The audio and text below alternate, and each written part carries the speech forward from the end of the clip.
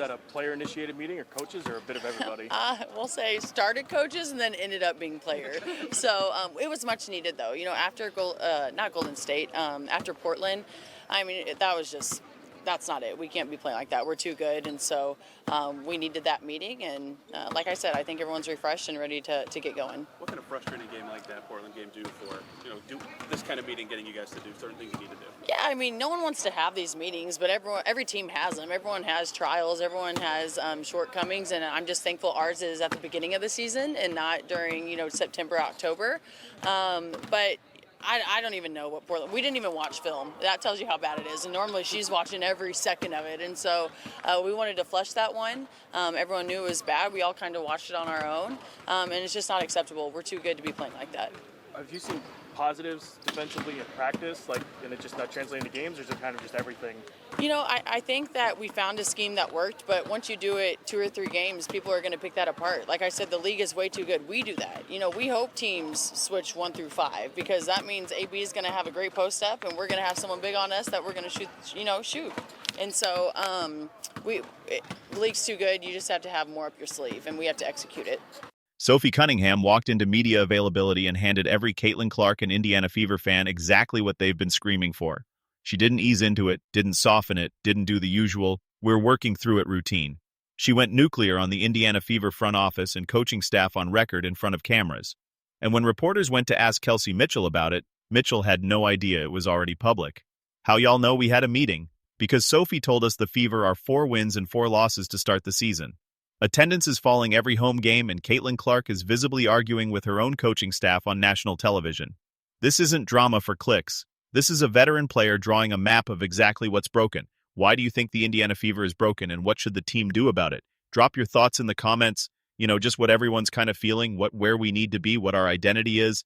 Offensively, where we're struggling, defensively, where is the breakdown?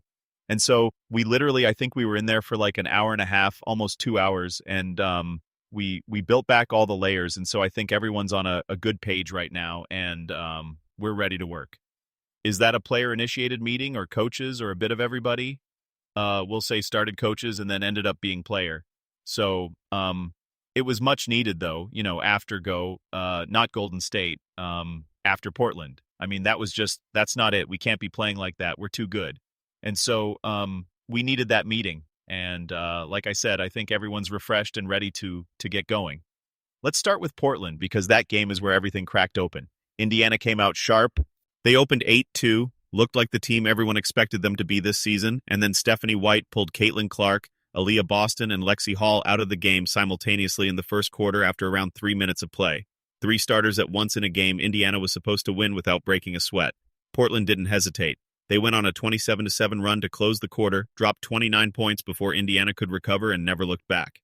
The Fever got outscored again in the third quarter. Final score 100-84 against an expansion team Indiana beat by 17 points 10 days earlier, with Clark in the lineup on their home floor. What was being said about the defense switching on everything, the lack of rotations, the non-existent paint D through the rebounding? Portland killed us with the offensive rebounds. What was being said about the rotations? If the coaches left the meeting and let it be players only, White's explanation when pressed was that it was a typical rotation. But here's what doesn't add up. You don't skip film from a typical loss. Players watch film after every single game, good or bad. That's the job. Stephanie White specifically said she chose not to show film from Portland because the X's and O's weren't going to help us move forward. Sophie confirmed it from a different angle. We didn't even watch film. That tells you how bad it is. Normally, she's watching every second of it. Think about what that actually means. The coaching staff looked at that game film and decided the players couldn't handle watching it as a group. That's not load management for tired legs. That's damage control for a performance so indefensible that breaking it down possession by possession would only make things worse. But something tells me that Stephanie White hovered around to make sure that she wasn't getting bad-mouthed, so the players couldn't really say their part. Wow. And the thing is, the on-court disaster doesn't exist in isolation. It's part of a trend that's showing up in the building itself. The first home game this season was a sellout. Second game dropped to around 15,600. The Seattle game hit 14-55, nearly 3,000 empty seats with resellers moving tickets for $8. $8. These are seats that were flipping for $50 and $60 last year. The fans who filled that arena for 2 seasons are watching the same problems repeat, and they're voting with their wallets. Now, White has argued there are legitimate structural reasons for the early struggles. New players, a condensed preseason, players coming from different systems, and those factors are real. But Portland isn't a test of your new rotation. Portland was a team Indiana should have handled without a second thought. Instead, they got blown out by 16. Didn't watch film afterward and had to hold a 2-hour intervention the next day just to get back to square one. 2 hours. That's what she said. She said no concept of time. It just kept getting longer eventually. That's how long she felt it was, I guess. How productive was that? What did you guys gain out of that? I mean, I think it's productive. I think anytime you get an opportunity to have, authentic, real conversation, it's good. It's this is collaborative stuff with us, and some of it's execution, and some of it's learning one another, and some of it's dealing with all the things that our team has to deal with. What makes the Portland game impossible to write off as a bad night is the specific way it happened. Indiana had the lead. Indiana had their best players on the floor. And then the coach made decisions that handed the game to an expansion franchise while the people responsible for those decisions couldn't bring themselves to put the film on. That's not growing pains. That's a coaching problem that's been covered up with the language of process. The Portland blowout wasn't the start of something bad. It was the moment a slow-building problem finally became impossible to hide. Here's where Sophie Cunningham stopped being diplomatic. A reporter asked her a simple question about defensive tactics. What she said back wasn't a media-trained non-answer. It was a confession that every opponent scout in the league is going to clip and send to their coaching staff. Something that's hurting us right now is we're only playing one defensive scheme, and in this league it's too good. People are going to pick us apart. Defensively, what areas do you think you all can grow in? You talk about the toughest part, but also, are there tactics? Are there things you can do from a tactical standpoint? Yeah, toughness is one of them. You just have to be willing to play defense. It's not fun. No one wants to do it. But the good defensive teams, they're the teams that win. And we have the personnel to do it. I think something that's hurting us right now is we're only playing one defensive scheme, and in this league, it's too good. You can't, and people are going to pick us apart. One scheme. In a league where teams are running 5, 6, 7 different coverages depending on the matchup, the Indiana Fever, a team built to contend for a championship, are walking into every game with a single defensive answer. And every team in the WNBA has already figured it out. Last season, Sophie said the Fever had roughly 10 defensive schemes they could deploy. 10. The difference between this year and last isn't the roster. It isn't the talent level. It isn't Clark recovering from injury. The difference is that this group can't execute what the coaches are drawing up. So they've stripped the playbook down to the one thing nobody breaks down on. Switch everything 1 through 5. Every screen, every action, every possession.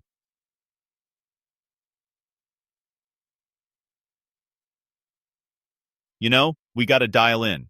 We got to focus. Your IQ has to be on point. You have to know what schemes we're doing.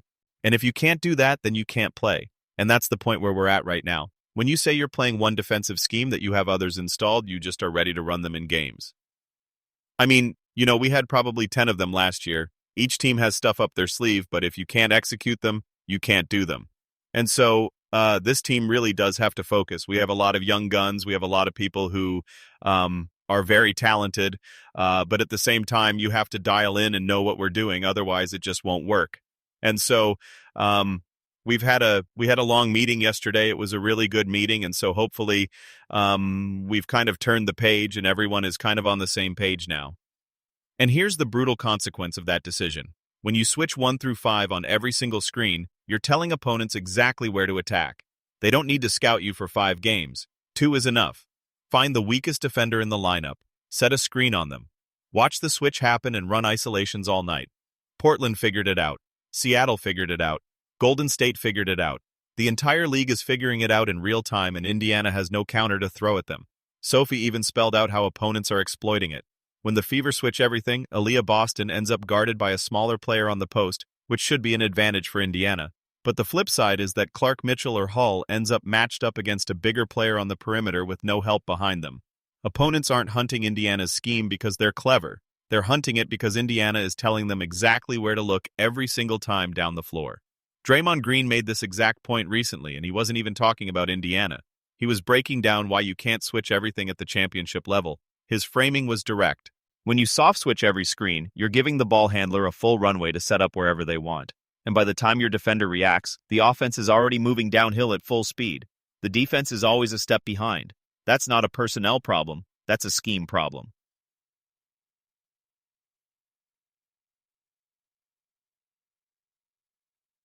This isn't just a coaching issue. When you're trying to compete at a championship level, you must have guys that want to take on that challenge. I'm not switching at this point in the game. Let them set the first screen, don't switch. Let them set the second screen, don't switch. I don't understand it. Guys simply don't know how to win, don't want to do what it takes. I was baffled by this. I'm still baffled by it every night when I watch these guys accept switches and not really want to guard the guy. Sophie knows it. She said it out loud. We had probably 10 of them last year. If you can't execute them, you can't do them. But then she went further, and this is the part that landed like a grenade in the locker room. She said that out of 5 players on the floor, maybe 3 can execute the other defensive schemes. The other 2 can't. And in a system where defense requires all 5 people to be in the right place at the right time, 2 breakdowns don't create 2 problems. They create chaos on every possession because the whole structure collapses the moment someone misses their assignment.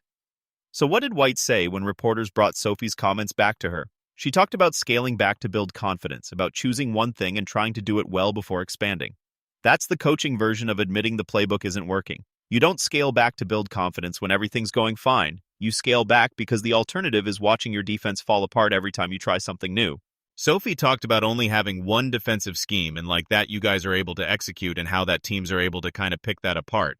How do you as a coaching staff get it so you're able to fully install more defensive schemes to be able to do it? Yeah, I think we had an opportunity based on matchup to really try to hone in on one. When you're not executing a lot of things really well, you want to scale back and try to execute 1 or 2 really well and sort of get a mindset and get some confidence.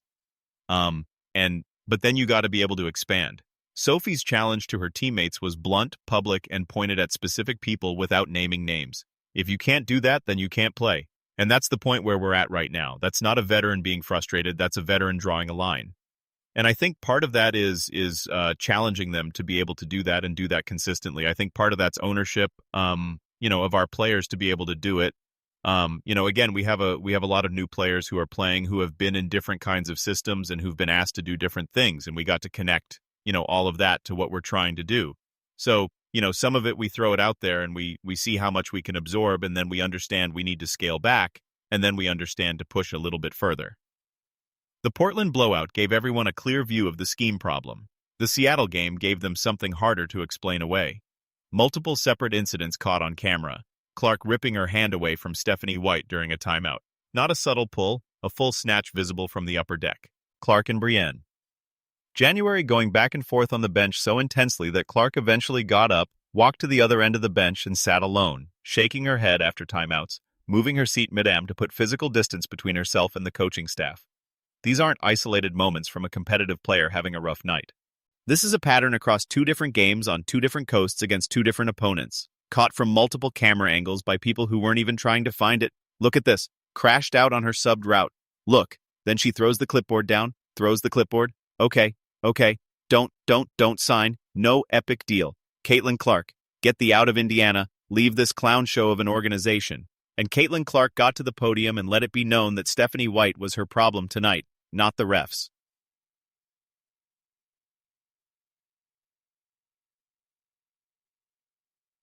Clark's public response was controlled. She said the relationship with White is great, said White had her back when nobody else did, pointed to the moment White held her after the Connecticut injury last year. And look, nobody is saying that bond isn't real, but the body language on that bench tells a different story than the press conference answers. Both things can be true at once. You can have genuine respect for someone and still be at the end of your rope with how they're running the team.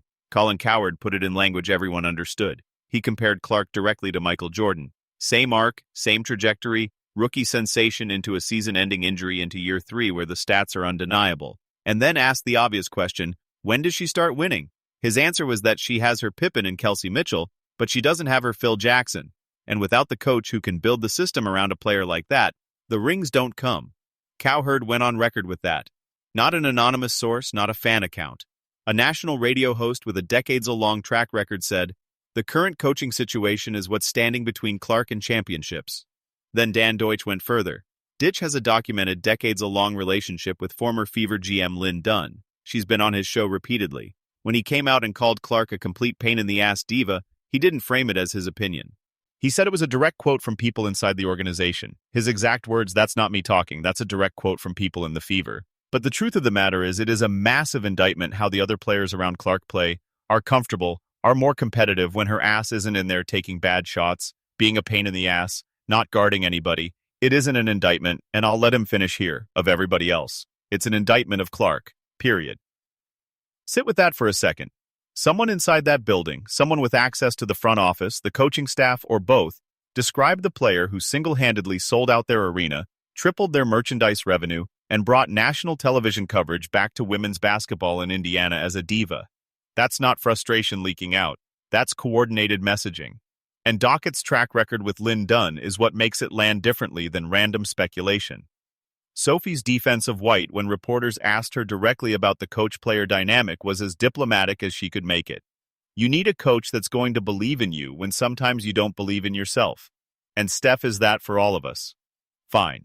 Except Sophie had spent the previous 10 minutes of that same availability telling reporters the team only has one defensive scheme and two players who can't execute what's being asked of them. Those two statements don't sit comfortably next to each other. The defense of White is real. So is everything Sophie said before it. A frustrating game like that Portland game for, do this kind of meeting, getting you guys to do certain things you need to do. Yeah, I mean, no one wants to have these meetings, but every team has them. Everyone has trials. Everyone has shortcomings, and I'm just thankful ours is at the beginning of the season and not during, September, October. But I don't even know we didn't even watch film. That tells you how bad it is, and normally she's watching every second of it, and so we wanted to flush that one. Everyone knew it was bad. We all kind of watched it on our own, and it's just not acceptable. We're too good to be playing like that. Here's the detail that tells you everything about where this team actually is right now. The meeting was called by coaches. It ended up being run by players. That distinction isn't a small thing. When a coaching staff calls a meeting and the players take it over, that's not a sign of a healthy, functioning program building towards something. That's the players saying out loud in action that they needed something the coaches couldn't give them in that room. Sophie described it as peeling back every single layer. Offense, defense, identity, accountability, nothing left on the table, no subject off limits. An hour and a half, close to 2 hours. Kelsey Mitchell's summary was the most honest thing said by anyone connected to this team all week. We're not that great right now, and if you're honest about that, you can put in the right work. I think that tough conversations need to be had, and we have a mature group that wants to hear, honest feedback, and it's up to us players to, keep ourselves accountable. And then if you can't keep yourself accountable, have a teammate that you trust that can help you stay accountable. And like I said, we have the pieces. You guys have seen we can be really, really good. You guys have also seen we can be really, really bad. So it's about consistency at this point. That's a 9-year professional telling you the emperor has no clothes. Not a frustrated rookie, not a player angling for minutes. Kelsey Mitchell, one of the 2 or 3 most important players on this roster, publicly saying the team is not great and needs to stop pretending otherwise before anything can actually improve. White's framing of the film decision that the X's and O's from Portland weren't going to move the team forward is either genuine coaching instinct about when a team needs to flush a game and reset mentally, or it's a head coach who knew that putting that film on a screen in front of her players would expose every wrong call she made in sequence. Could be both. Probably is both. The Commissioner Cup gives Indiana something concrete to aim at before the losses start compounding in the standings. Sophie acknowledged that directly, called it a blessing that this is happening in June and not September, but the window is not open indefinitely. Every game that goes sideways from here tightens the margin for the meeting to have actually meant something. Either Thursday changes the energy or the 2 hours spent peeling back the layers was just the most expensive therapy session in Indiana Fever history. We have them. We have a ton of them. We try to do them, but they just break down because we can't execute.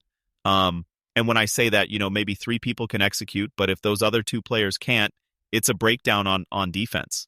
And so 1 through 5, it's hard. Defense is hard, and we all just have to kind of, commit ourselves to doing hard stuff. And if you want to win, then you have to do hard stuff.